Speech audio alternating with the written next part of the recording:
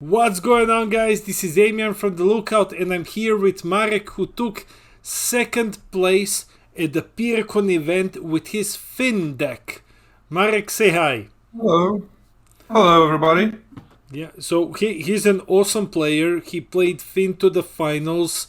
It was a crazy event. So let's break down this deck. This deck is awesome for the current format. Yes, it's actually pretty fun. Especially, I think it shined during the event because of the best of one pre-side rules that we had. I think that this is what allowed it to shine the most. But more on that maybe later. The leader is Finn, as we mentioned before. For those who do not know how the leader works, on its unawakened side, when you swing, it draws a card. It has an activate main once per turn. You can steal a card from your opponent's battle card from your opponent's board and put it under your leader. When you do that, he has a second auto that you can draw one card and then flip. You also need to reduce your life to 6 when you do this. On his normal awaken condition is pretty standard for life. Then you can flip and draw 2 cards.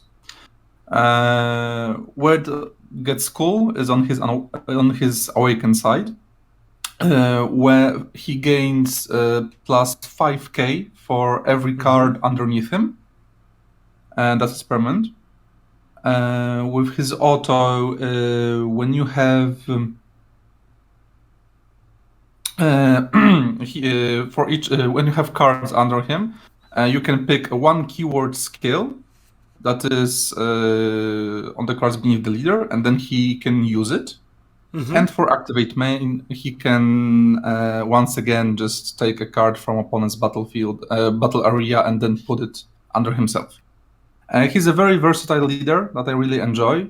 And what is fun about him the most, I think, is that he's great on tournaments because it's the type of deck that is unique in Dragon Ball because it gets stronger when the enemy's deck is stronger.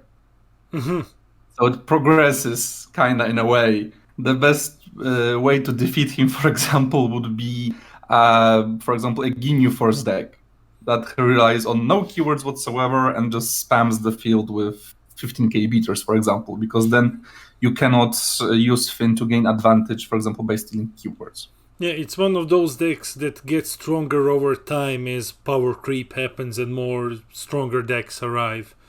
Yeah. Yes, exactly.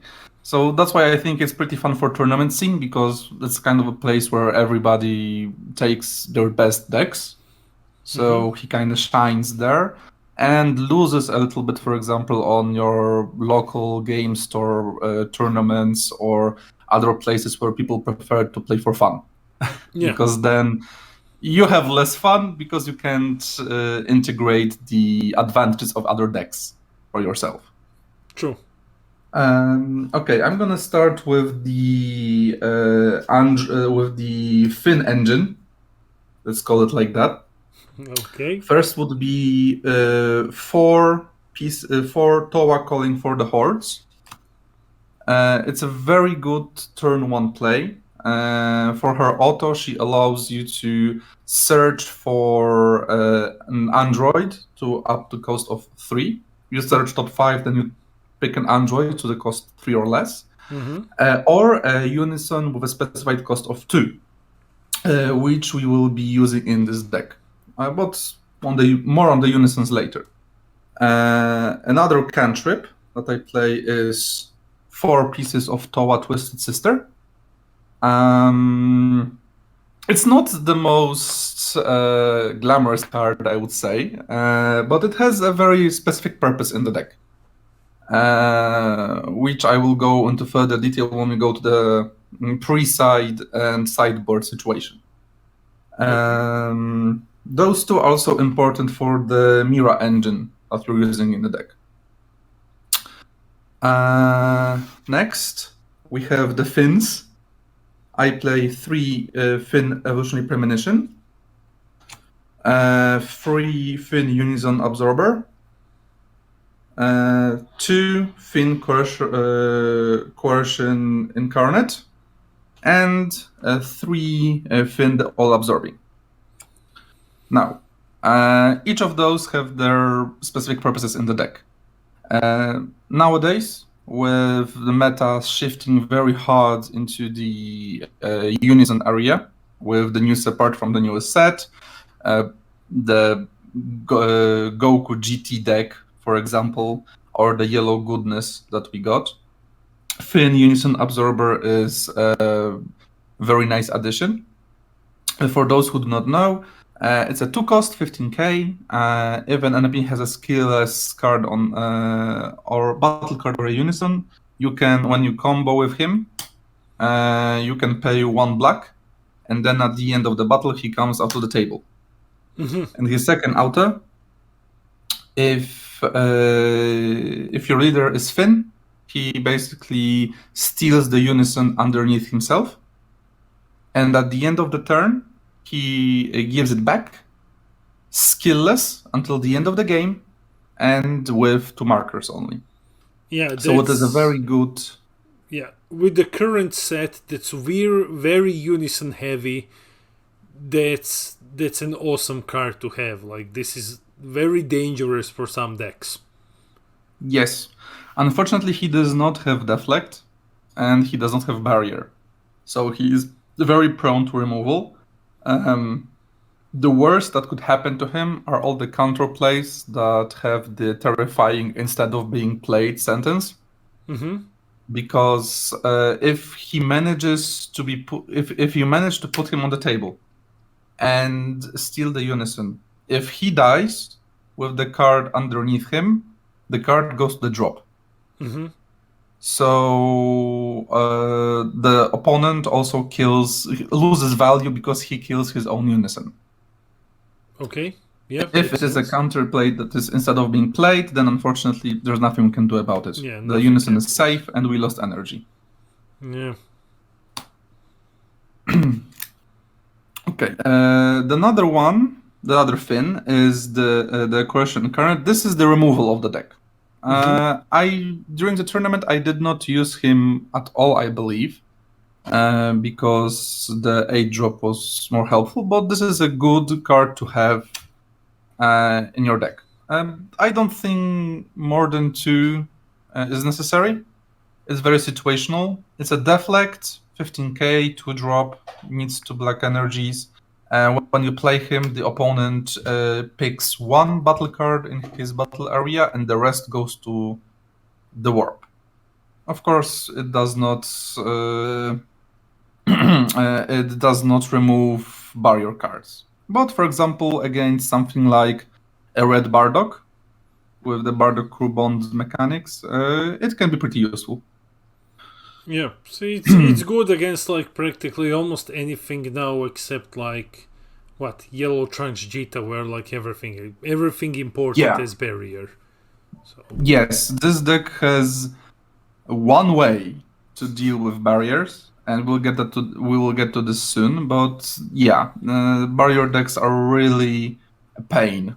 During my 3rd game, I believe, I was playing against the OG yellow Frieza leader, and enemy's board was full of barriers. Oof. So I had a really tough time going through. But the 8-drop, the engine of the 2-drop and the 8-drop came to the rescue. So let's go with this one. Yes, Fin Evolutionary Premonition. I play 3 of those. Because they are searchable from the first TOA that we saw. It's a Deflect barrier, only 5k, so nothing special in this area. When you play him, you draw a card. What is interesting is his activate main ability, which you can use once per turn, and it requires Spirit Boost 1 from a black Unison who has a specified cost of 2. If you have 4 or more energy, you can play the Fin, the All Absorbing, onto this card. without any energy cost. So it is an awesome way to threaten your opponent. He can almost never do anything with this card because of the deflect barrier combo. And it is an amazing setup for you to play on turn 3, I would say. 2 or 3. And the big man himself, Finn the All-Absorbing. It's an 8-drop, 25k. I love this card so much. It fits very well with the whole of the deck. It's auto. Spirit Boost 1. This card, you remove all of your opponent's cards from his battle area, ignoring barrier, which is the important part, and you put them under your leader. With that, your leader gets an amazing boost because, as we previously mentioned, plus 5k for every card underneath the leader. Yeah. An amazing amount of keyword skills to choose from, more often than not. And I forgot about other neat little thing. After the cards are returned to the battle area, they are skillless cards until the end of the game. Yeah, that's just crazy, man. If you don't kill them, then their entire board is useless, basically. Yes. Yeah. Yes, I mean they become beaters, so you can they're still beaters. Forget about that. But yeah, also there was a ruling that was very essential to the Finn leader. After they go back to the enemy's board, they are skillless.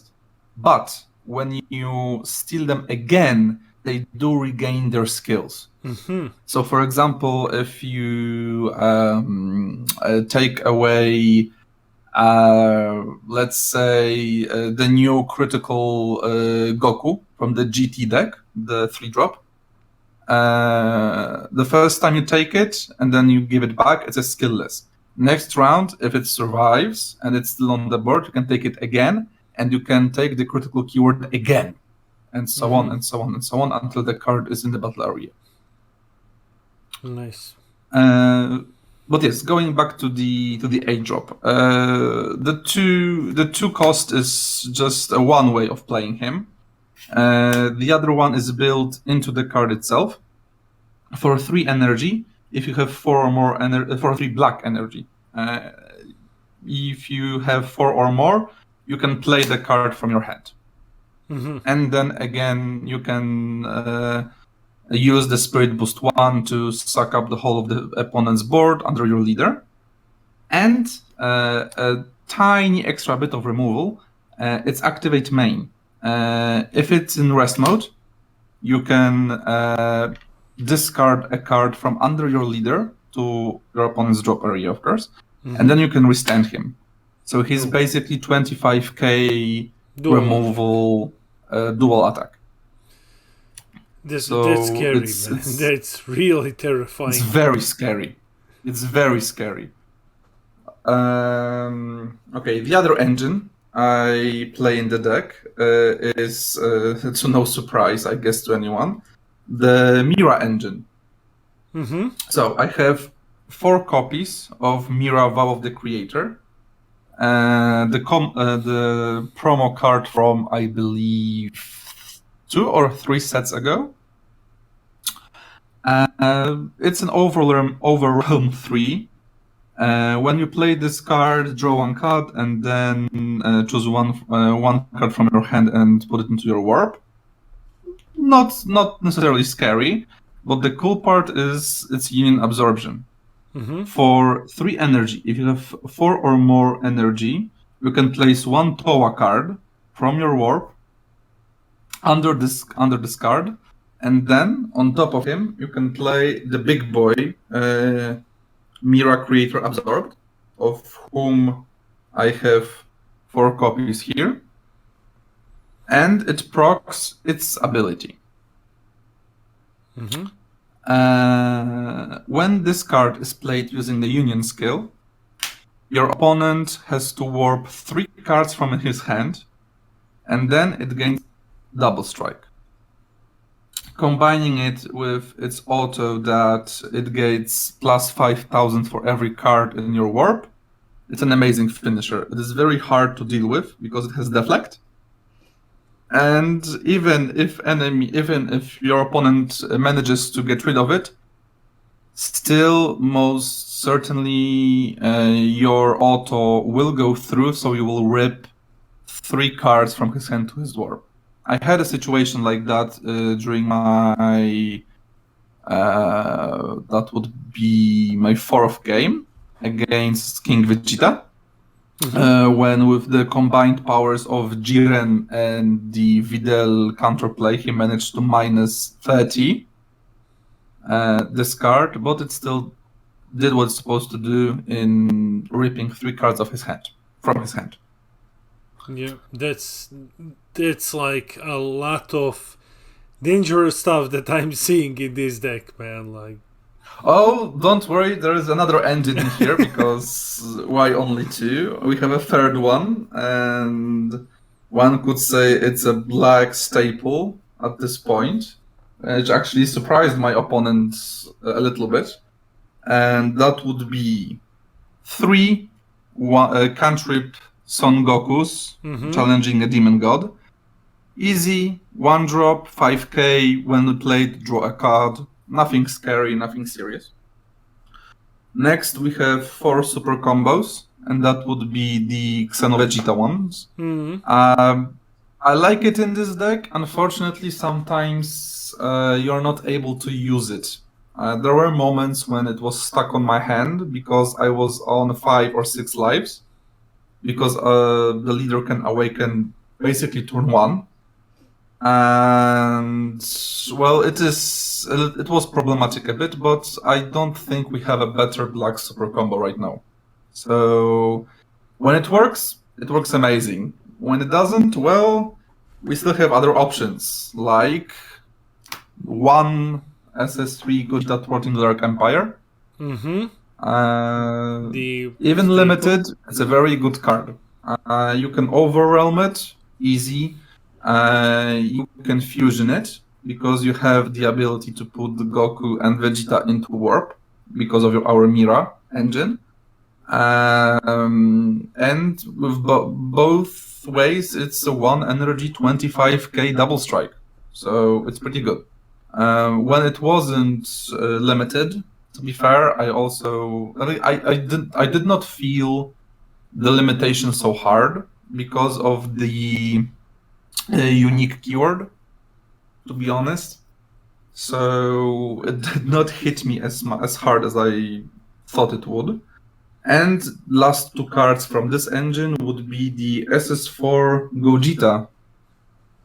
The big boy. SR. Yeah. Yes, this one actually surprised my opponents quite a bit because they did not expect the Gogeta engine inside Finn. I do like this card. It's pretty powerful. I play only 2 copies of it because it is not the main engine of the deck. Plus, I do have a small issue with it, and that is when you play it, you will most probably tap yourself out. Yeah. When I will get to the counters, we have ways around it, but unfortunately, because of the removal effect of the Gogeta, it does not necessarily stack well with our main floodgate. Okay. Because it removes cards, and we want our enemy to have the skillless cards that we provide him with so generously. Another one is a card I really never used, unfortunately. So if anyone has any ideas what to put in here themselves, that is the Supreme Kai of Time counter. It did not come up. I mostly use it as energy. I believe that if you put, 2 petrifications instead, it would be good. It is a 5,000 combo, 0 cost, so that's nice, I guess. But if I have to cut something from the deck, I think that would be this card. Next, I have the Dabra Darkness Perfected. I keep it here mostly as a deterrent against the Universe 7 Goku deck with the Son Goku Jiren SR. And other black decks who utilize this for Gogeta, so that they can so that they can't use their auto effects. Luck had it that I did not use it, but it is a good to have as a precaution, I would say. The last battle card in the deck, Champa. Yeah, of course. Actually, it combos pretty well with your leader, because you can always take critical, for example, from another card, swing, if you have at least one, so it's already 20k, then you use 1 energy to combo Champa, and you have 30 crit double strike with just 1 energy. Yeah. So I think that he's pretty effective here. I did not use it during the tournament, although because I had it once as a precaution. I almost had to use it, but unfortunately my main finisher and the MVP of the tournament made it so that I didn't have to use it, but to that we'll get later. Now the unisons.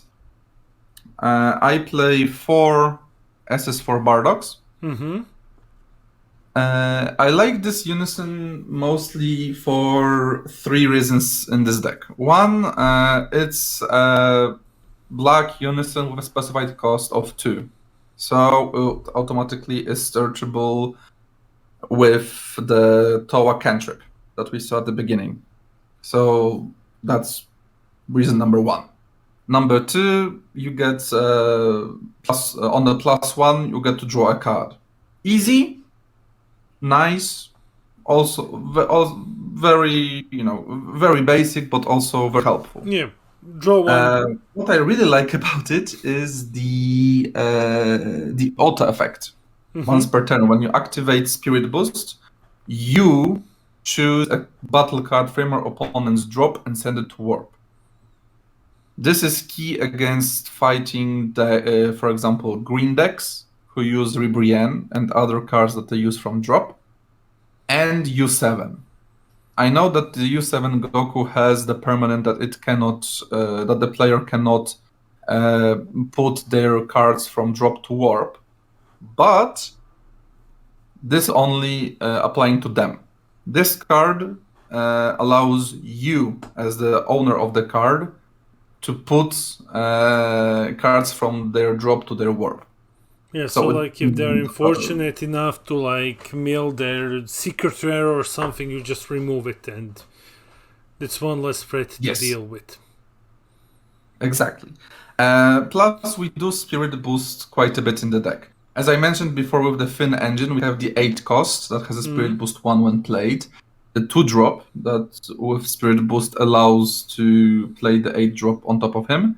And I forgot to mention the 1 cost Towa that also has the activate main. For 1 black energy, you can Spirit Boost 1.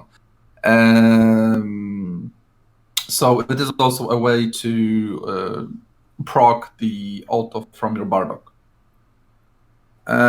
My most definitely MVP of the whole tournament, who won 3 out of 4 of the games that I played. I think I know and made the GT players sweat a lot, would be the secret rare of the deck. Yeah, and that's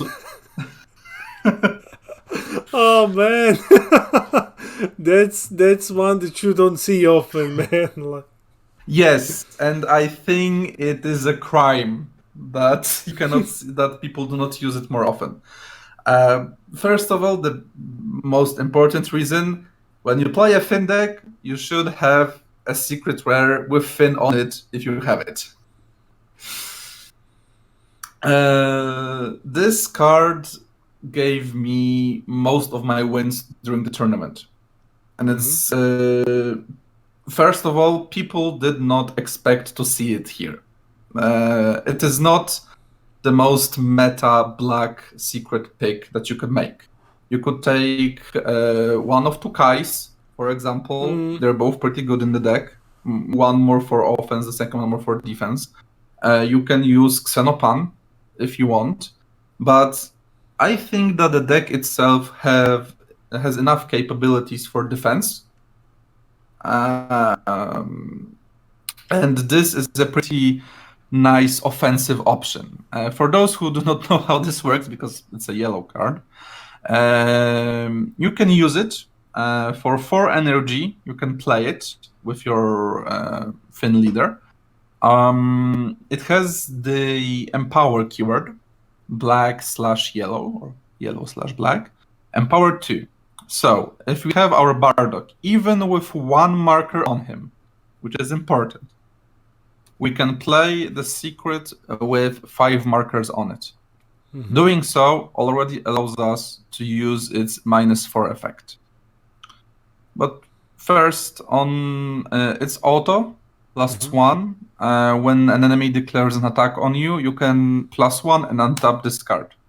It has, besides Empower, it has blocker and dual attack. Mm-hmm. And of course, ultimate. That's all the secrets, I believe, in Dragon Ball. So, for example, enemy attacks you, you can pop this man right up and already use it for block. So that's useful for defensive purposes. Mm-hmm. But the real cool part comes with the -4 activate main. You can choose 2 cards on your enemy's board. So not only battle cards, but also leader and energy. Mm-hmm. You tap them. Then you can KO 2 cards that are 2 battle cards that are tapped, ignoring barrier. So another barrier removal. He gains +15k and double strike.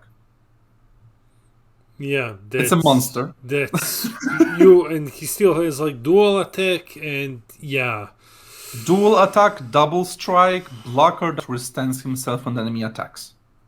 I usually won on my 5th or 4th turn. Usually when I play this guy.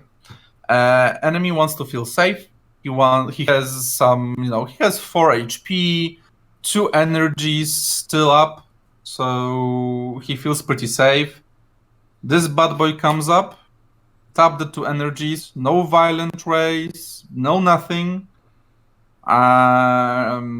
Then you KO something, whatever you prefer, and then he has to think about comboing out 40k dual double strike. It's a massive threat.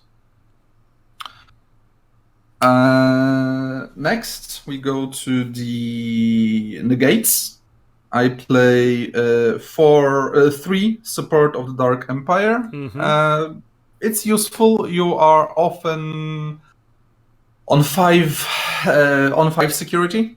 Mm-hmm. On 5 shields, because you awaken early, not so many attacks go through later, so it is mostly I use it to put myself on 4 health, so I can use my super combos, and of course it is basically and it takes care of 2 attacks, because it negates 1, and then you can block with the token. Yeah, it's standard blocker negate, basically. Yeah. Yeah. I think 3 is enough. Mm-hmm. More, I would think, would just take away from combo power of the deck, and you would most certainly have a dead card on you, basically. And the most important negate of the whole deck, Absorption of Doom. It works in a very funny way, because it has 2 effects that are kind of separate, but also work great together if you manage to pull it off.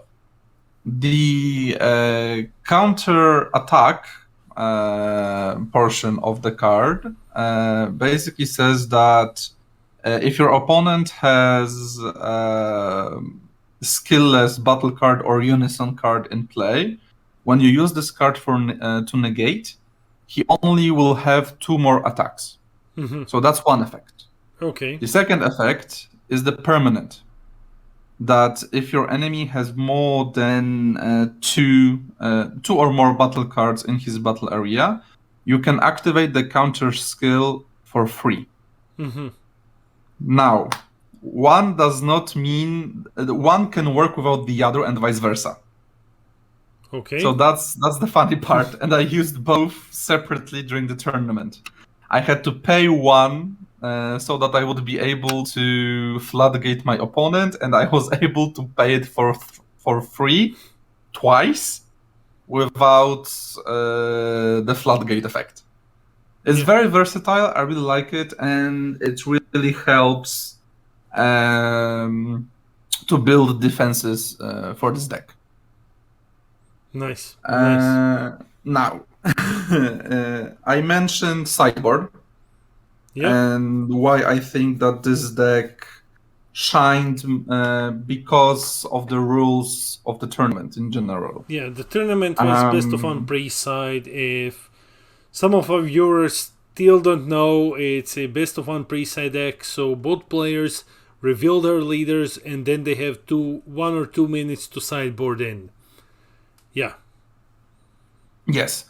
I don't think that this deck list in particular would work as well in a best of 3 kind of tournament than it does in best of 1. There are many pieces in here that would be too slow in best of 3 or too redundant, I would say. First, I had 13 cards, if my memory serves me right, in my sideboard because I couldn't come up with the other 2 that I could use. I was packing up. I was building in the day before the travel, so I had to do it quickly. But yes, let's take this for now.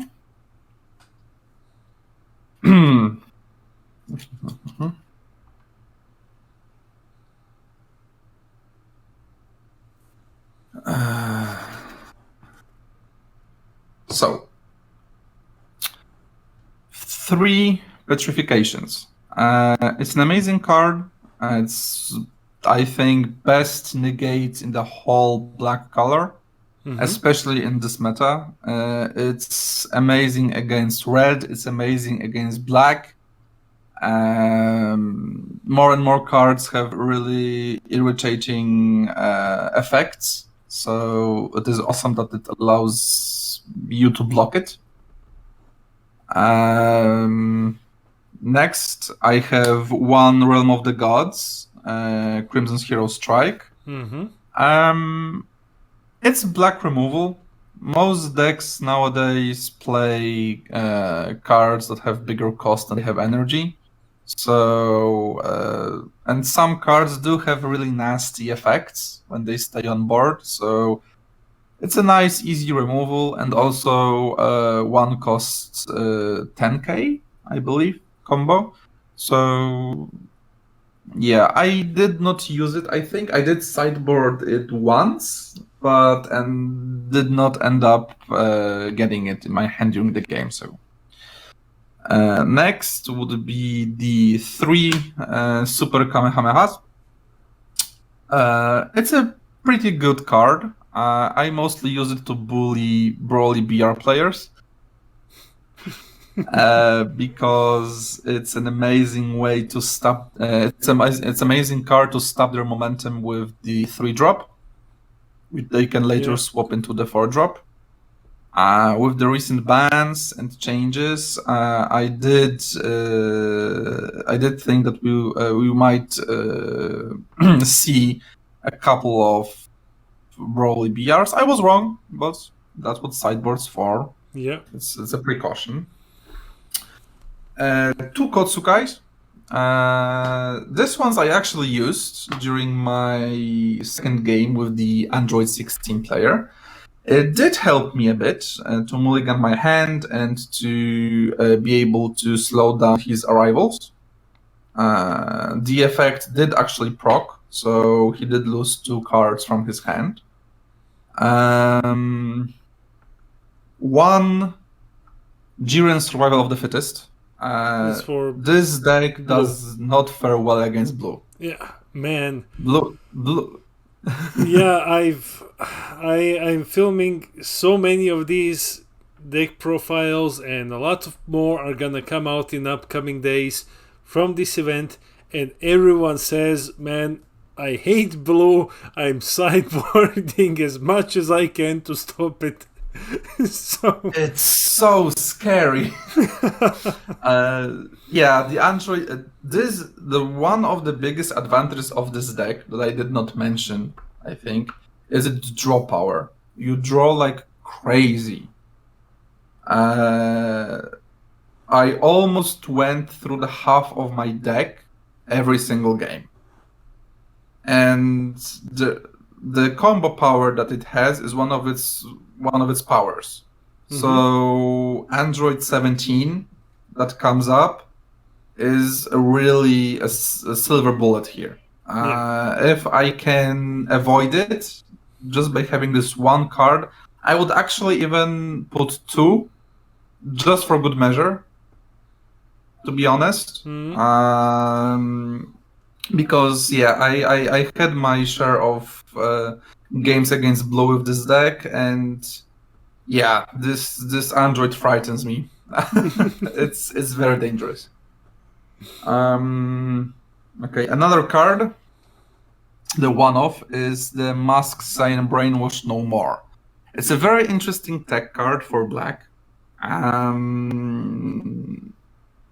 It's awesome because it can save you a game because people forgot about it, or it can win you a game because people are cautious of it, even if you don't play it.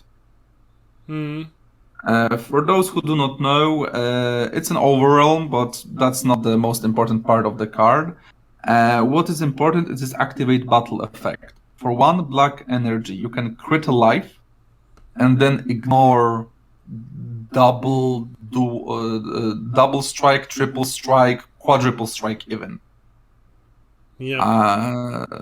So, and it is an activate battle, so you activate it in your defense step. So your opponent may use his whole battle area for combo. He can put almost all of his hand into the combo because he thinks it's over.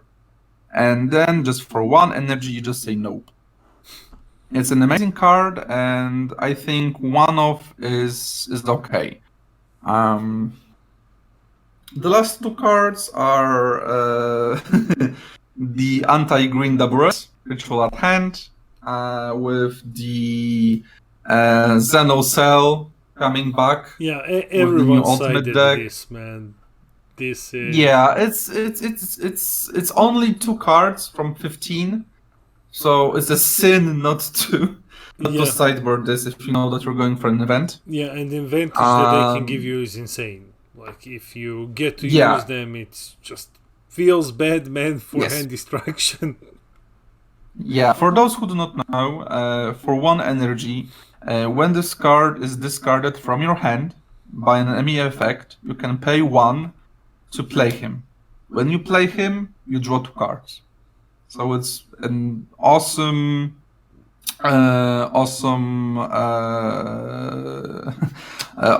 anti-green tech option. If I would have to choose what to add in here, or what to change with the sideboard, I would get rid of the Realm of the Gods to put in a second Jiren, just to be sure. And I would actually add the counter Shroom card from the I believe the previous EX. Yeah, that's an old card. Yeah. Not necessarily there's old, a lot but... of yeah. there's a lot of negates that people use for free. Mostly in red, I would say, and green. And I think that would be a very nice addition. Yes. I also wanted to touch up on the why do I think that is a good deck for best of one. I actually, with this version of the deck, I had no problem with deciding what to take out to use a proper sideboard options, not to hurt my deck. I think that's the biggest advantage I had during the tournament. When we had only 1 minute for pre-side, and it was plenty of time. When I saw enemies' leader and the color that they were using, I already knew what cards I wanted to get out and what cards to get rid of. My go-to options were 2 Towa Twisted Sisters, because 6 targets for the Mira chain is plenty enough, I think. The effect that allows you to put a battle card from your opponent's drop to their deck is very, let's say, specific, mostly against U7 decks, so it also does not hurt me that it's not here. If I needed to side more cards, then another cut would be 1 Mira Crater Absorbed. For 3 is plenty in the deck. We have basically 3 more Miras as finishers, 2 Gojitas, one SS3 Thwarting the Dark Empire, the Secret, and your leader. So that's plenty. One Mira less does not affect us whatsoever. If that's not enough, then I just got rid of the Kais. I think that the most side decking I did was against red, because I put in 3 Petrifications and 1 Mask Scion Brainwash No More every single time. So yeah, this is the deck. It's an amazing deck, guys. This deck got like 2nd place at the event for best of one pre-side. As you've explained, this is a very, very solid choice, especially in the current meta, when everything is, unison related. I think black is an amazing color in general. It has everything you want, basically, from Gogeta Xeno aggro decks through from the latest God Trunks mid-range decks to Finn control decks and even Xeno Shenron mill decks.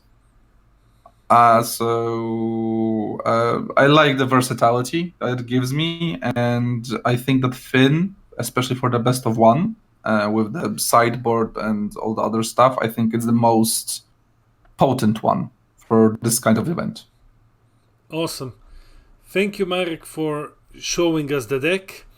Do you have any shoutouts that you want to give? Any messages for the viewers? Subscribe. The lookout. It's an amazing channel with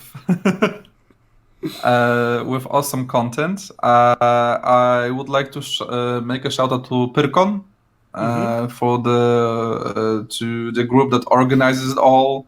You did an amazing job, and I can't wait for another edition of the tournament of the festival. Shout out to the guys who made it, because it was 100%. The tournament was 100% players for players. The Warsaw community did their best, and everybody loved the tournament.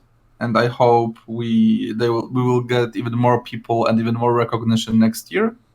And a shout out to my guys from my local game store, SideQuest. if you ever wash up in Gdańsk in Poland, then I wholeheartedly invite you to come and play with us. Well guys, that's it for the video. Thanks once again for showing us this deck, and we'll be back with more deck profiles very soon.